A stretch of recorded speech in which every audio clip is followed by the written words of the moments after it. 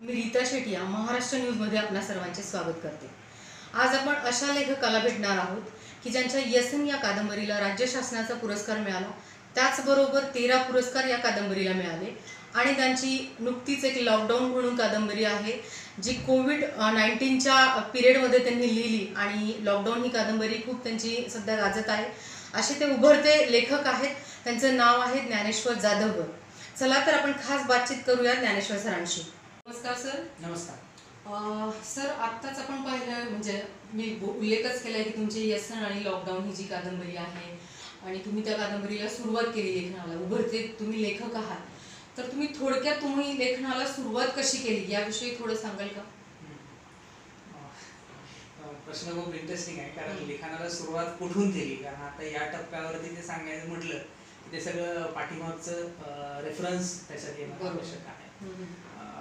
मला मी ज्यावेळी माध्यमिक शाळेमध्ये होतो त्यावेळी मी पहिली कथा अगोदर शंकर पाटलांची दौंडी म्हणजे आपल्या ग्रामीण भागामध्ये हे दिली जाते, दौंडी दिली जाते। ओके, हां हां। तर धिंड नावाची मी कथा त्यावेळी वाचली होती आणि ती सादर केली होती कथाकथन स्पर्धेमध्ये। आणि त्याच्यानंतर असं मला वाटलं की ती जशी त्यांनी सादर केली तशी मी लिहू शकतो। मग मी त्याच दरम्यान लॉकेट नावाची कथा लिहिली आणि परत मी दुसऱ्या वर्षी आमच्या वार्षिक जगदल मामाच्या संस्थेमध्ये स्पर्धा होतात शालेय विद्यार्थ्यांसाठी, तर त्यात मी सादर केली, मला पारितोषिक मिळालं। मग सगळ्यांना वाटलं हा कथा खूप भारी लिहितो आणि म्हणजे गोष्ट जी आहे ना खूप चांगली सांगतो, कारण त्याच्या अगोदर मी आजींकडून खूप साऱ्या गोष्टी ऐकल्या होत्या। म्हणजे घरात लहानपणापासून म्हणजे लहान मुलं खेळ रडायला लागली माणूस काहीतरी सांगतं ना, गाणं म्हणतो, गोष्टी सांगतो, तसं मी जास्त दिवस आजीपाशी असल्यामुळे मी खूप साऱ्या गोष्टी आजींकडून ऐकल्या होत्या। आजही मला सगळ्या आजीच्या गोष्टी पाठ आहेत, कारण आजीच्या हजारो वेळा पाठ आहेत। त्यातलाच भाग मला तो मिळाला, मी तिच्याकडून ते मिळालं कदाचित। आणि मग पुढं मी महाविद्यालय याच्यात गेल्यानंतर माझं हे वक्तृत्व कथाकथन ते सुरूच होतं। मग मी एक पात्री नाटक लिहिलं, बरं झालं बाबांना शाळेत घातलं, आणि त्याचे प्रयोग मी शाळेवर करायचे। त्यातून मला 2 पैसेही मिळायचे, माझा खर्चही भागायचा आणि माझी आवडही जोपासली त्याची। आणि साधारण अभ्यास तर करत राहायचो, माझं BA होईपर्यंत मी ते जवळपास 200 पेक्षा जास्त शाळेवरती कथाकथनाचे कार्यक्रम सादर केले। आणि तिथंच त्याच वेळी मी पोशिंदा नावाचं एक नाटक लिहिलं होतं। परत कॉलेजचे युथ फेस्टिवलमध्ये पथनाट्यकर, एकांकिकेकर हे असं सगळं सुरू होतं। तर तिथपर्यंत हे म्हणजे प्रत्येक जणच करतो, त्याच्या आवडी जे आहे तो जोपासतो। तिथून पुढे मी ज्यावेळी पुण्यात पोस्ट ग्रॅज्युएशनसाठी ज्यावेळी आलो होतं, मीडियाचा विद्यार्थी म्हणजे मास कम्युनिकेशनला ऍडमिशन घेतलेलं, त्याचा अभ्यास चालू होता। मग मला असं वाटलं की ते तर करतोय आपण, प्लस आपण मला वाटायचं नाटक लिहावं। मी द लॉस्ट बेट नावाची एकांकिका लिहिली, ज्याचं पुरुषोत्तमसाठी आम्ही ती लिहिलेली होती। त्याला नंतर महाराष्ट्र साहित्य परिषदेचं लेखनाचं पारितोषिकही मिळालं आणि तिथून माझा आत्मविश्वास जास्त वाढला की आपण चांगलं लिहू शकतो। परत मी 3 अंकी नाटक लिहिलं ध्यास नावाचं आणि त्याचाही प्रयोग झाला, आणि त्यामुळे मला रंगभूमी आणि तिथून माझा आत्मविश्वास जास्त वाढला की आपण चांगलं लिहू शकतो। परत मी 3 अंकी नाटक लिहिलं ध्यास नावाचं आणि त्याचाही प्रयोग झाला, आणि त्यामुळे मला रंगभूमी आणि नाटक हे खूप चांगलं हे करायचं। मग ज्यावेळी हे माझं शिक्षण संपलं, मी काही ठिकाणी मी एका संस्थेत काम करू लागलो आणि मला असं वाटू लागलं आपण जे जगलेलो आहोत पाठीमागचं ते आपल्याला मांडलं पाहिजे। मग कशात मांडावं, मी विचार केला हे कथेत मांडता येईल का, कथेत तेवढी जागा नाही, परत म्हणलं नाटकात मांडावं, पण तिथेही मला ती स्पेस सापडली नाही, म्हणून मग मी कादंबरी हा फॉर्म निवडला। आणि पहिली जी कादंबरी यसन लिहिली, तर ती जे काही मला वाटत होतं आपल्या जगण्याविषयी किंवा जे बहुताल बघितला होता तो कादंबरी मला खूप भारी वाटला। मला आता तो फॉर्म म्हणजे कादंबरी ह्या फॉर्म मध्ये मला इंटरेस्ट निर्माण झाला आहे की मला वाटते की हा मला व्यक्त करण्याचे माध्यम आहे, असं माझ्या लेखनाची सुरुवात झाली। यसन कादंबरी तुम्ही लिहिली आहे, तर त्याचा विषय काय आहे आणि तुम्ही तो ज्वलंत विषय मांडलेला आहे, तर त्याविषयी थोडक्यात सांगाल? यसन कादंबरी म्हणजे शब्दापासून जर सुरुवात केली तो प्रमाण भाषेमध्ये व्यसन म्हणतात, बरोबर, आणि ती व्यसन बैलाच्या नाकात असते। ओके, आणि बैलाच्या नाकात याच्यासाठी घातली जाते की त्याला कंट्रोल करता येतं, त्याचं नियंत्रण आपल्या हातात ठेवलं, म्हणजे जो गाडीवाला आहे जो मालक आहे। हे कादंबरीचं टायटल, त्याचं कारण असं आहे की कादंबरी ऊसतोड मजूर आणि त्यांचं जगणं, त्यांच्या मुलांचं शिक्षण याच्याभोवती ती सर्व फिरते।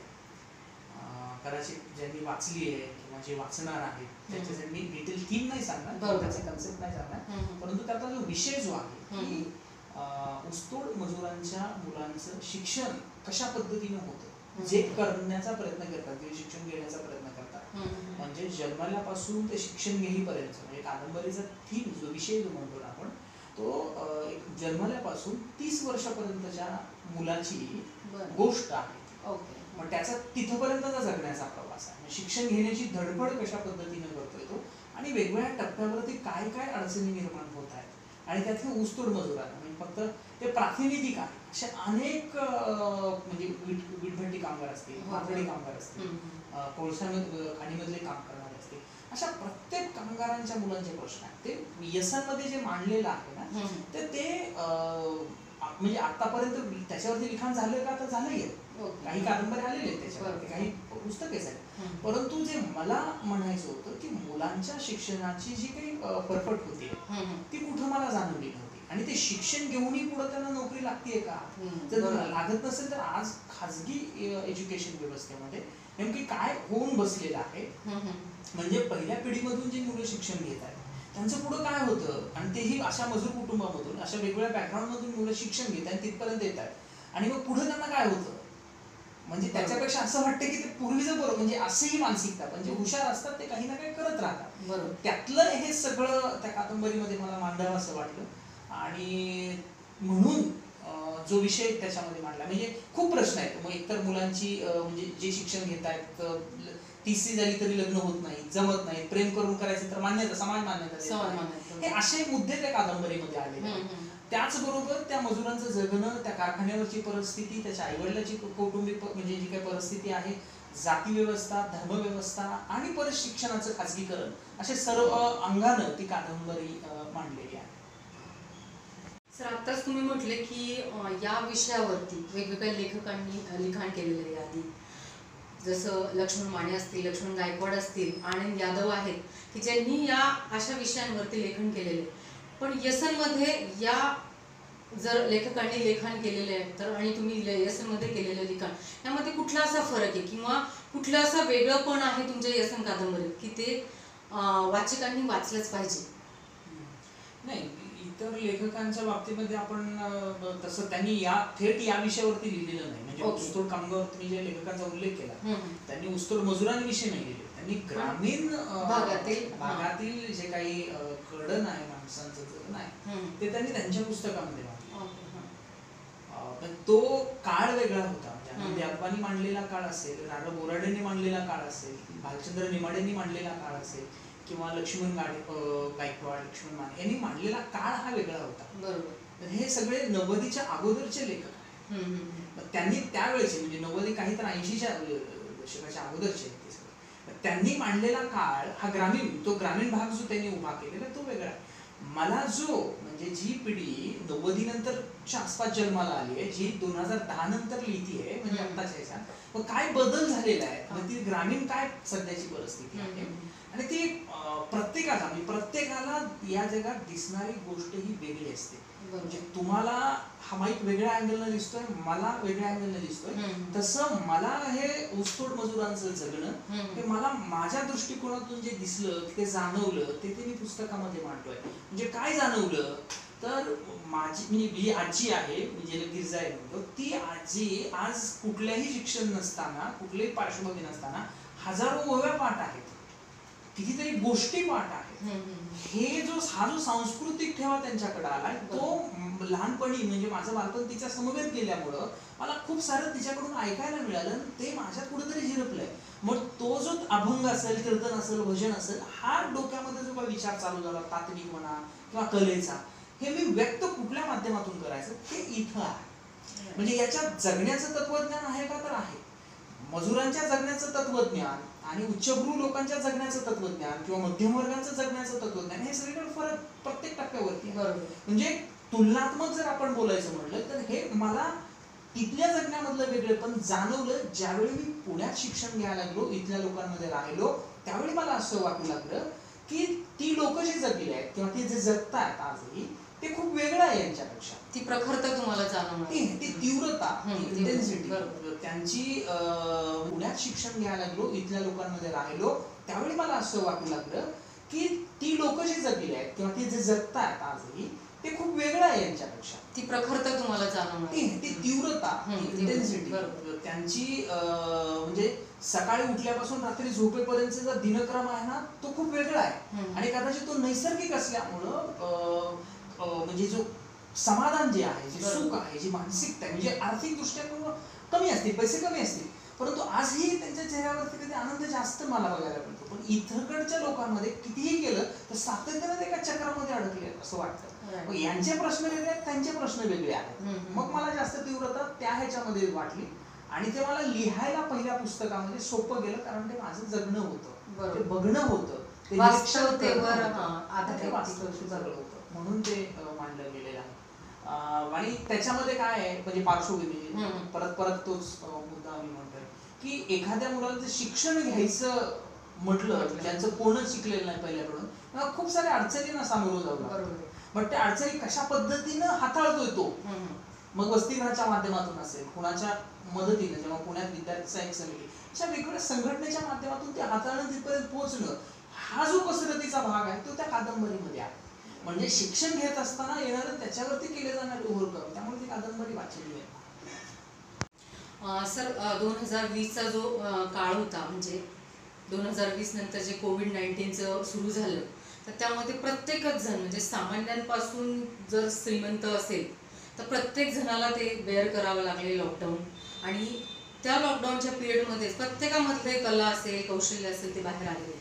त्याच पिरियडमध्ये तुम्ही लॉकडाऊन ही कादंबरी लिहिली, तर ती तुम्हाला का लिहावीशी वाटली? लॉकडाऊनमधला आपण अजून एक विचार करू शकतोय की माणसातलं माणुसकीपण जे आहे ते आपल्याला लॉकडाऊनमध्ये दिसून आलं. तसंच तुम्ही लॉकडाऊनची कादंबरी लिहिली, त्यामध्ये तुम्हाला काय वाटलं की काय लिहावं, का लिहावी, आणि काय तुम्ही त्याच्यामध्ये मांडलेलं? हे खूप काय म्हणतो त्याला की आपण एखाद्या अडचणीच्या काळामध्ये काहीतरी करतो आणि त्याच्यावरती नंतर परत चर्चा होते. मी का लिहिली असे कारण, असं त्याचं मेन महत्वाचं कारण असं आहे, लॉकडाऊनच्या पिरियडमध्ये प्रत्येक जण घरामध्ये होता. बरोबर. घरात तुम्ही ज्यावेळी बसता, तुमचं काम बंद होतं, तुमच्या डोक्यामध्ये सातत्याने विचार होते, अनेक प्रकारचे विचार येतात. मग आता मूळतः मी माध्यमाचा विद्यार्थी असल्यामुळं किंवा त्या क्षेत्रात काम करत असल्यामुळं आणि त्याच्या अगोदर मी कादंबरी लिहिली, नाटक लिहिलेलं, तर मला असं वाटलं की या काळाचं कुठंतरी नोंद झाली पाहिजे, हे कुठंतरी आलं पाहिजे.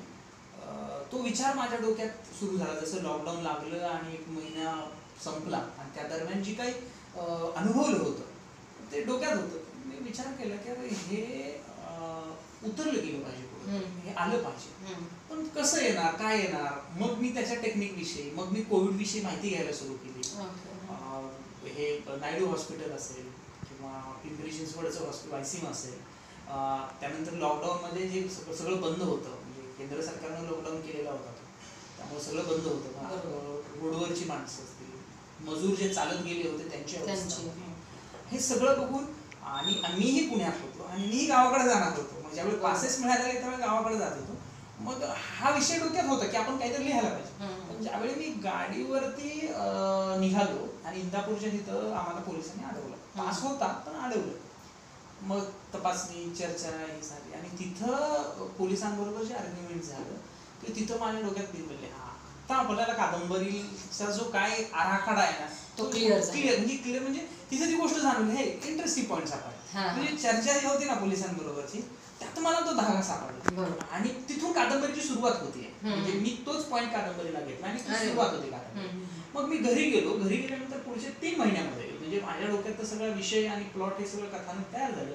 आणि मग आमची गावाकडे गेल्यानंतर टेकडी आहे, मी दररोज सकाळी फिरायला जायचो आणि दररोज सकाळी फिरायला एक प्लॉट म्हणजे जे बोलतो एक भाग असतो ना तो तयार होत राहिला. आणि मी गावाकडेच ही कादंबरी लिहून काढली. म्हणजे साधारण 3-1 महिन्यामध्ये कादंबरी लिहून जाईल.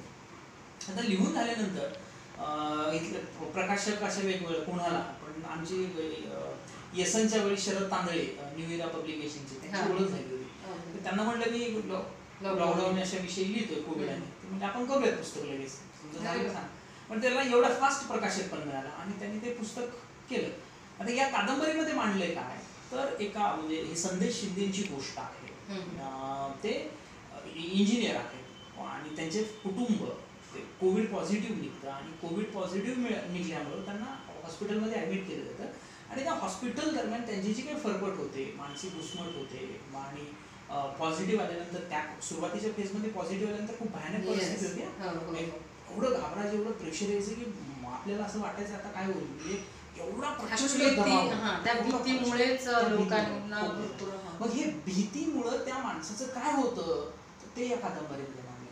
त्या कादंबरीमध्ये भीतीमुळं एक पात्र निबंध तयार केलं प्रकाश बिंदू नावाचं. तो संदेश शिंदे दररोज त्या प्रकाश बिंदूला बोलत असतो. म्हणजे आपण स्वतःला कोणाला तरी बोलतो ना, तसा तो एक त्याला तो प्रकाश दिसत असतो असं सेंटरला कुठेतरी आणि तो बोलत असतो. तो इंटरेस्टिंग म्हणजे असा काय बोलतो की त्याचा संवाद एंडपर्यंत आहे. मग त्याची ज्यावेळी जसं जसं टप्प्याटप्प्यात तो दुःख कोणाबरोबर व्यक्त करायचं तो त्या प्रकाश बिंदू बरोबर शेअर करतो.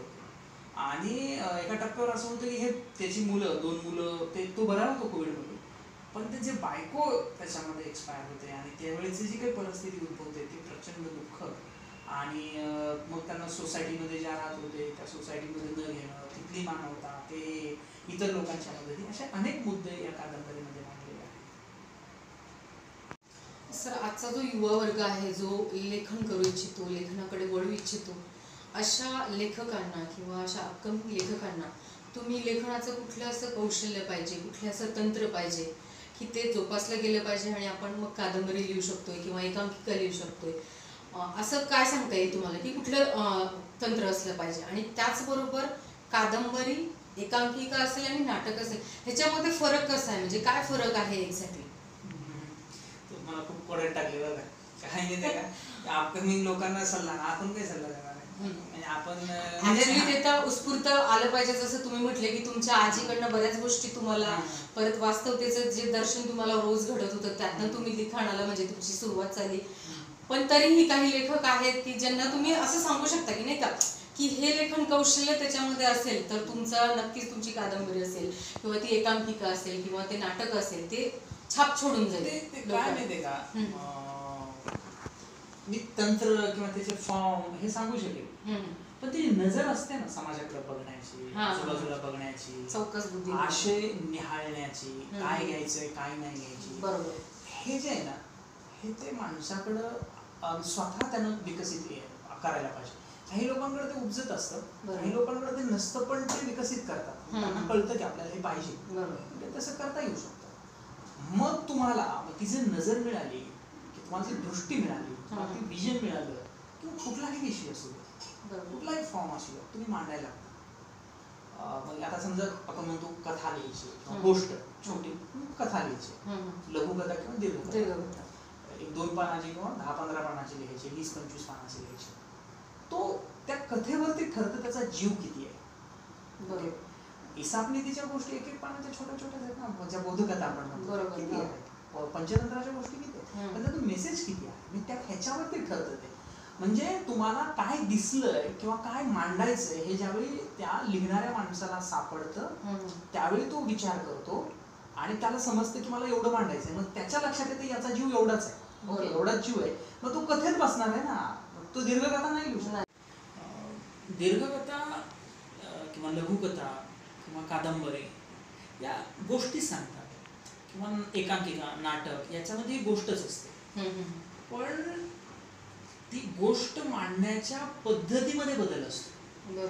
ओके, आता कथा लिहिली आहे म्हणजे लघुकथा आहे, छोटा असेल ते असेल, दीर्घकथेमध्ये थोडासा आवाका मोठा असेल, कादंबरीमध्ये ती कुठल्या काळाची कादंबरी आहे तो पूर्ण काळ त्याच्यामध्ये येतो, स्थळ असतात, त्यातली पात्र असतात, त्या पात्रांचं जगणं असतं. मग अशा अनेक कंगोरे कादंबरीमध्ये बघायला भेटतात. म्हणजे फक्त एकच म्हणजे आपल्या आयुष्यामधला एकच तुकडा असा नाही तर अनेक घटकांवरती कादंबरी बोलत असते. मग त्याच्यामध्ये वेगवेगळे प्रकार म्हणजे ऐतिहासिक कादंबरी कोण लिहितं, वास्तववादी कोण लिहितं, कोण असे रोमॅन्टिक लिहितं, अशा अनेक वेगवेगळ्या जे विषय मांडतात ते होऊन जातं. किंवा कोणी रहस्यमय लिहितं, अद्भुत करतं, असं लिहू शकतात ते. पण तो एक फॉर्म आहे, तो समजावून घेतला पाहिजे. ज्यांना कोणाला लिखाण करायचं, तुम्ही मगाशी म्हटलं ना, ज्यांना कोणाला लिहायचंय ना त्यांनी आधी वाचलं खूप पाहिजे. बरोबर, खूप लेखक वाचले, काय मांडायचं आपल्याला. म्हणजे तुम्ही म्हणाल तुम्ही वाचले ना, मला आठवत आहे की मी म्हणजे सुरुवात म्हणजे साने गुरुजींची श्यामची आईचं पुस्तक, बरोबर. अण्णाभाऊ साठे, अशी खूप सारे मी तुम्हाला सांगेल पुढे. पण आधी मला हे सांगायचं की ह्या पद्धती आहेत, ह्या फॉर्म्स आहेत, ते वेगवेगळे असतात, त्याचे साचे ते समजावून घेण्यासाठी आपण साहित्य वाचलं पाहिजे.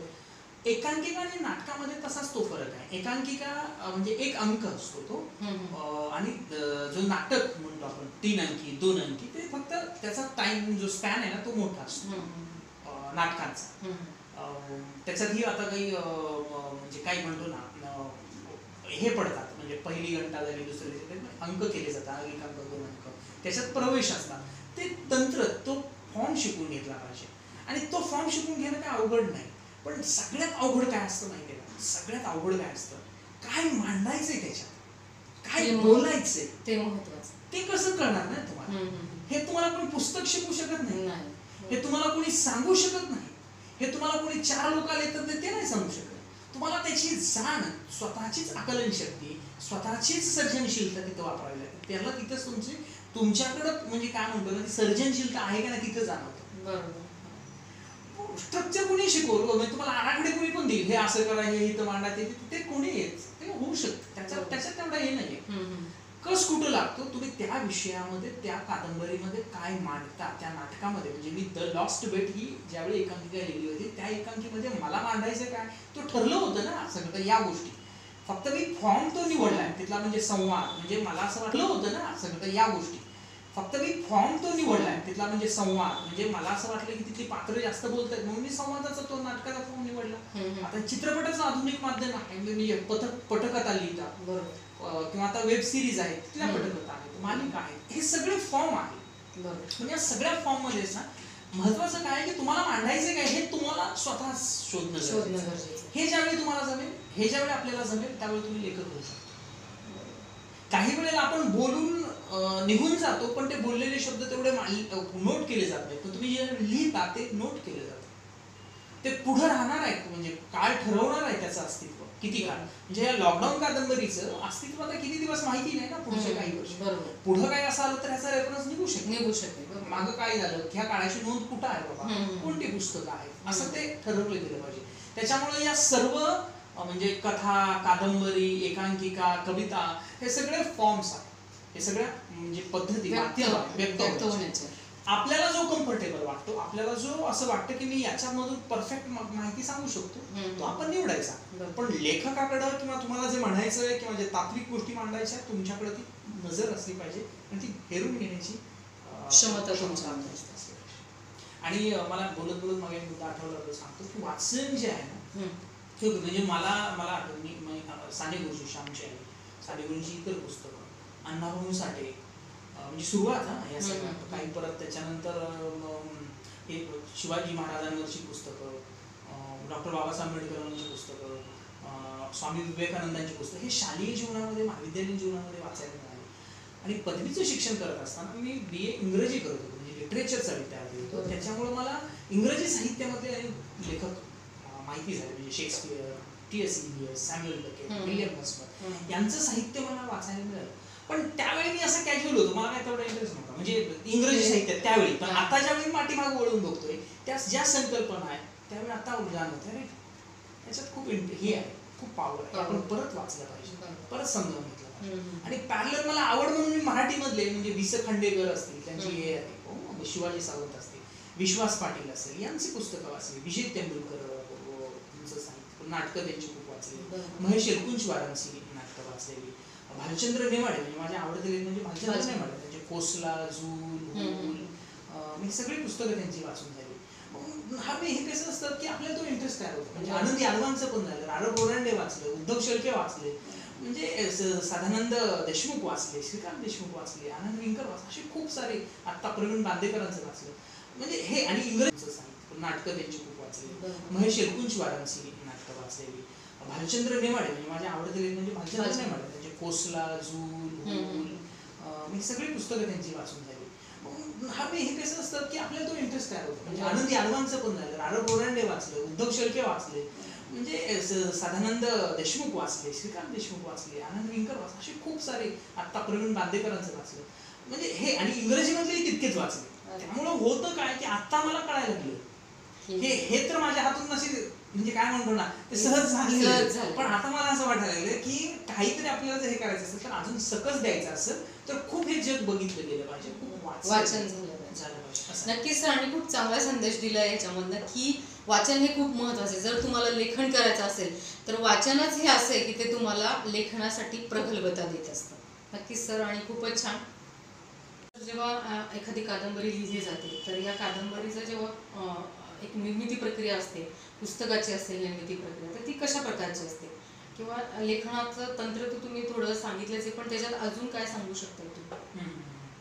खूप महत्वाचा प्रश्न आहे. हम्म. सध्या ज्यावेळी आपण विचार करतो की आपल्याला काहीतरी लिहायचंय, काय हम्म. मांडायचंय, ती पुस्तकाची निर्मिती प्रक्रिया ही बघितली पाहिजे. हे 3 टप्प्यामध्ये मला तर जाणवतं.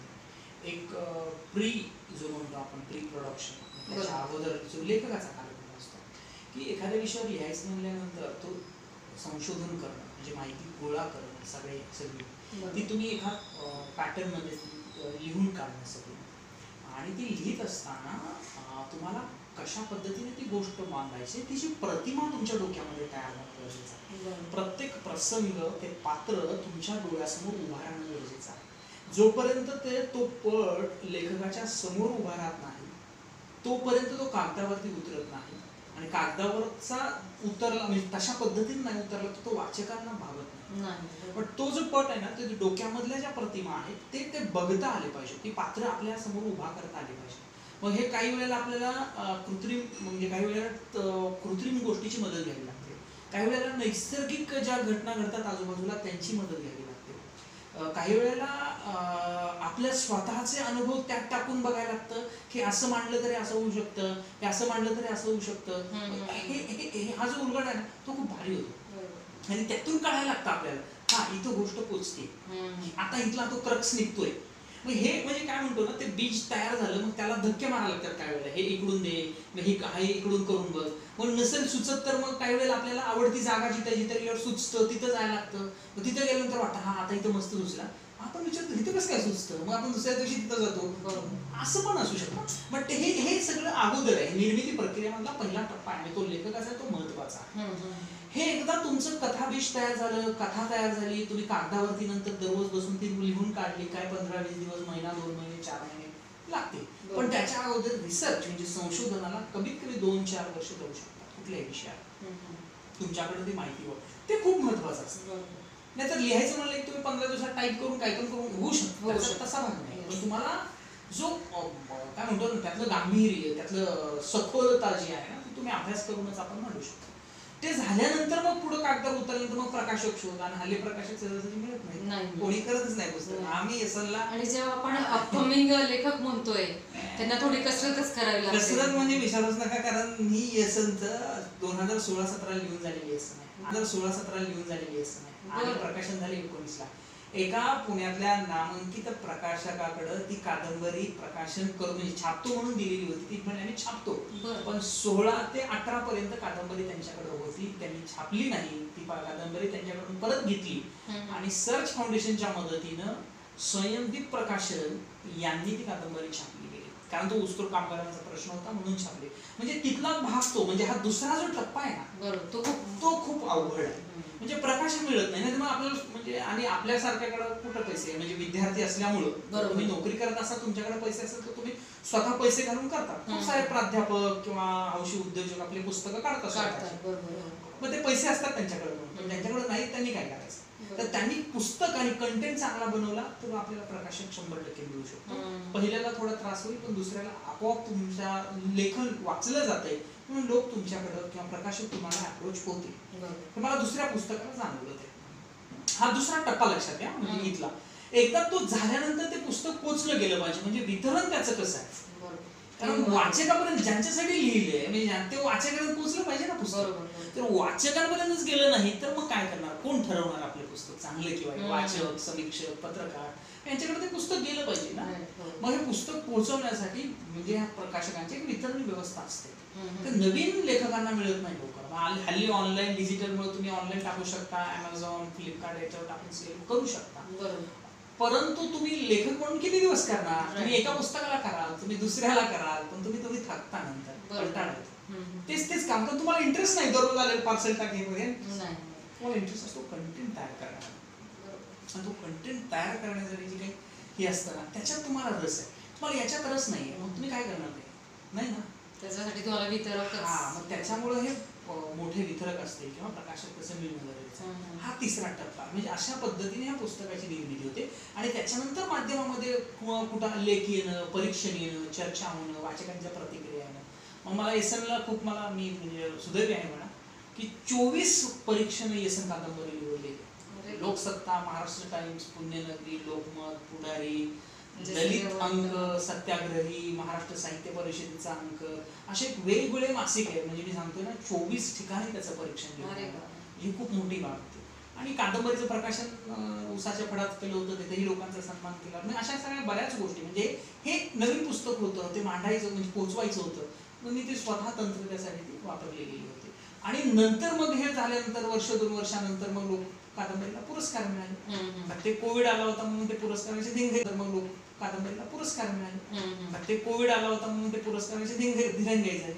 आणि नंतर आता उल्लेख केलाच तुम्ही पुरस्कार, तर येसनला जवळजवळ 14 पुरस्कार मिळाले, लॉकडाऊनलाही मिळाले. तर थोडं त्याविषयी सांगाल की एक ऍक्च्युली पुरस्कार हा असा असतोय की म्हणजे की एक ती आपली हे सोडून जातं आपल्याला की तुमचं कार्य तुम्ही चालू ठेवलंच पाहिजे, यासाठी तो पुरस्कार असतो ऍक्च्युली. तर त्यातनं तुम्हाला जे 14 पुरस्कार येसनला मिळाले, मला असं वाटतं की म्हणजे मुळात मी येसन हे पुरस्कार असतात आणि ह्याला असतात हे मी त्यासाठी लिहिलं नव्हतं. मला व्यक्त व्हायचं होतं. बरोबर. माझी घुसमट मला मांडायची होती. माझं जगणं असह्य झालं होतं. मला ते कागदावरती मला कुणाला तरी सांगायचं होतं म्हणून मी ते लिहिलं होतं. आणि त्याला एवढं पुरस्कार मिळाल्यानंतर काय मला वाटतं, पुरस्कारानं तुमच्या लिखाणामध्ये काही फरक पडत नाही. तुम्हाला काय लिहायचं हे तुम्ही म्हणजे तुमची नजर, तुमची दृष्टी, तुमचा अभ्यास ठरवत असतो. पुरस्कारानं होतं एवढंच की तुम्ही जसं म्हटलात की ते काम पुढे चालू ठेवण्यासाठी एक प्रेरणा तुम्हाला वाटतं की हा बाबा कौतुक केलं, पुरस्कार मिळाला, शासनाने दिलं, तर आपण करायला पाहिजे, आपल्याला आहे ते आता होतंय असं होतं.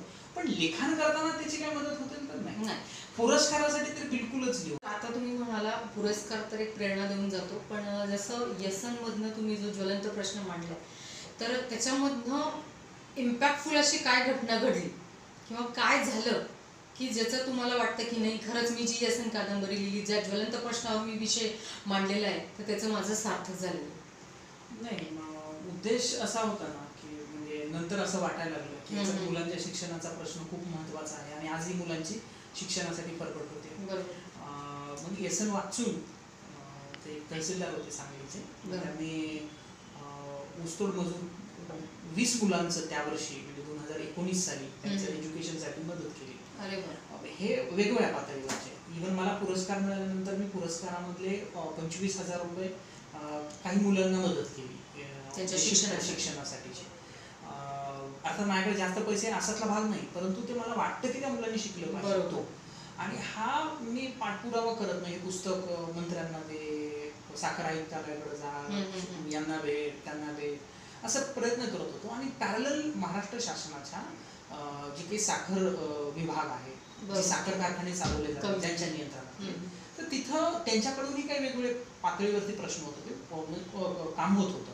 आणि त्यात हे मुलांसाठीचं काम झालं. म्हणजे आता नुकतंच 83 वसतिगृह ऊसतोड मजूर मुलांसाठी होत आहेत. हे शासनानं घेतलेला निर्णय आहे 2021 मधला. आणि मला असं वाटतं की आपण प्रश्न मांडला आणि तो त्याच वेळेला एकाच वेळेला अनेक ठिकाणाहून चर्चा होत होती, अनेक ठिकाणाहून कोणी कोणी प्रयत्न करत होतं आणि स्वतः त्या राजकीय नेतृत्वांनाही तसं वाटलं म्हणून तो निर्णय झाला गेला. ही खूप मोठी जमेची बाब. असं प्रत्येकच कलाकृती बाबतीत होईल का नाही सांगतात, कारण माझे हे सामाजिक लिखाण आहे म्हणून मला असं वाटतं की त्या प्रश्नाला न्याय मिळावा म्हणून ते लिहिले गेले. बरोबर. सर, लेखन एक झालं की तुमची ती आवड आहे आणि तुम्ही त्यात ते कंटिन्यू केले, पण हे सगळं सोडून तुम्ही त्या व्यतिरिक्त काय करता? जगण्यासाठी काहीतरी करावंच लागतं, तेच इन्कम सोर्स हा लागतोच माणसाला. तर तसं तुमचं काय? तुम्ही सांगितलं की एक स्टुडंट असल्यावरती बऱ्याच गोष्टींना फेस करावं लागतं आणि तुम्ही परत पुन्हा हा उल्लेख केला की तुम्ही जे 25,000 दिले, तर असं नाही की तुमच्याकडे खूप पैसा होता म्हणून दिले, पण तरी तुमच्यामध्ये ती जाणीव झाली. पण हे सगळं करत असताना एक उत्पन्नाचा स्रोत म्हणून काहीतरी करावं लागतं आपल्याला. सो ते वेगळं काहीतरी तुम्ही करता. माझं शिक्षण पूर्ण झाल्यानंतर 2012 ते 17 पर्यंत मी 5 वर्ष नोकरी केली. त्याच्यामध्ये मी 2 प्रकारची कामं करत एका कॉलेजमध्ये शिकवायला जायचो आणि दुसरीकडे मी दूरदर्शनला काम करायचो. असे मी पॅरलल ते काम करायचो. आणि 17 नंतर मला 18ला PhD ला नंबर लागला पुणे विद्यापीठामध्ये. मग मी जे काम करत होतो, ज्या कॉलेजला शिकवायचं ते सोडून दिलं आणि पूर्ण वेळ PhD करत राहिलो. आणि प्लस मी इतर कामं म्हणजे फ्रीलान्सिंग, लेखन असेल, निवेदन असेल, हे करतो. माझ्या PhD मला फेलोशिप मिळाली आणि तिकडची कामं, त्यामुळे मला आर्थिक म्हणजे तेवढे पैसे मिळायला लागले. आणि PhD यासाठी करतोय की मला संशोधनामध्ये जास्त इंटरेस्ट आहे आणि त्यातही मानवी जे काही कलाकृती वेगवेगळ्या निर्माण होत आहेत किंवा जगणं लोकांचं आहे, त्याच्या काही पद्धती असतात, म्हणजे रिसर्च मेथोडॉलॉजी असतात. एखादा डेटा अप्रूव्ह करायचा किंवा एखादी माहिती घ्यायची, पण त्याला फायनलाइज कसं करणार तुम्ही, त्याच्या मेथोडॉलॉजी म्हणजे ते मला समजून घ्यायचं होतं की आणि त्या प्रोसेसमधून जायचं होतं. म्हणून मी PhD करतोय. म्हणजे उद्या जे काही मी काही लिखाण करणार आहे त्याच्यासाठी मला हा बेस आहे. याच्यामुळे माझा उद्याच्या लिखाणाला एक मोठी ऑथेंटिसिटी निर्माण होणार आहे. मी काही कुठल्याही प्रकारचं लिखाण करणार, म्हणजे तात्विक असेल किंवा काय असेल, त्यालाही मदत होणार आहे. म्हणून मी PhD करतो आणि त्यातून माझं आता सध्या भागतंय सगळं. त्याच्यामुळं मला लेखन, मी पुस्तक केलं आणि त्यातून पैसे मिळाले तर माझं घर चालेल असं काही होत नाही. इतर हे सगळं चालू आहे. आतापर्यंत बरेच लिखाण तुम्ही केलं, नाटक केले, एकांकिका केल्या, पण फ्युचरमध्ये तुमचा असा काही प्रोजेक्ट आहे का, किंवा कुठली कादंबरी तुम्ही लिहिणार असाल, किंवा सध्या वेबसिरीजचं खूप मोठ्या प्रमाणामध्ये चालू आहे, तर वेबसिरीजसाठी तुम्हाला काही लिखाण करायची इच्छा असेल किंवा केलंही असेल तर त्याविषयी काही सांगू शकता? नाही, इतर जे आहेत तुम्ही कथा किंवा नाटक वगैरे, सध्या मी एका कादंबरीवरती काम करतोय. कुस नावाची कादंबरी. कुस म्हणजे स्त्रीचं जे मातृत्व आहे, म्हणजे जी कुस उजली नाही, उजवली नाही तिला पाहिजे, म्हणजे तिला मूल झालं नाही, ती भान आहे. ओके. अशा अर्थानं बंजारा, धनगर, भटक्या जमाती किंवा OBC 18 अशा इतर या समूहामध्ये जे पहिल्या पिढीमधून शिकत आहेत किंवा पहिल्या पिढीमधल्या अन्य स्त्रिया आहेत, त्यांच्यात शिक्षण नाही, परंतु आपण हे तर त्यांच्या जगण्यावरती ही कादंबरी. तिथली व्यवस्था कशी आहे, कुटुंब पद्धती आहे, मात्र कुटुंब पद्धती असताना त्यांचं आयुष्य कसं होतं आणि आता विकृतीच्या कुटुंब पद्धती त्या स्त्रीची काय अवस्था होती असेल, कोणत्या म्हणजे लेवलला तिची मानसिकता गेलेली आहे, जगणं नकोशी वाटते, बरं त्यांची जडणघडण कशी होते या अनुषंगाने या अतिशय प्रामुख्याने वस्तू कामगार यांनी चर्चेला आले.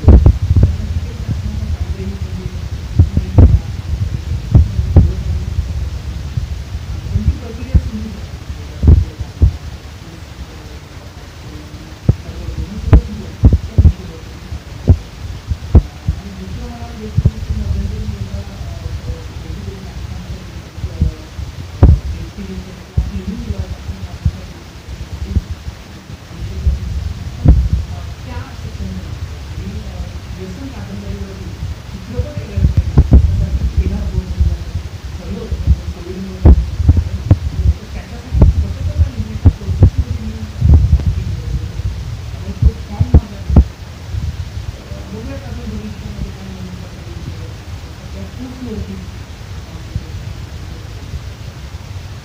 थँक्यू सर, खूप खूप धन्यवाद तुमचे. आणि तुमच्या फ्युचरचे जेवढे काही प्रोजेक्ट आहेत त्यासाठी तुम्हाला महाराष्ट्र न्यूज खूप खूप मी खरं तुम्हाला धन्यवाद देतो, कारण मला सफल इंटरव्ह्यू आहे ते छान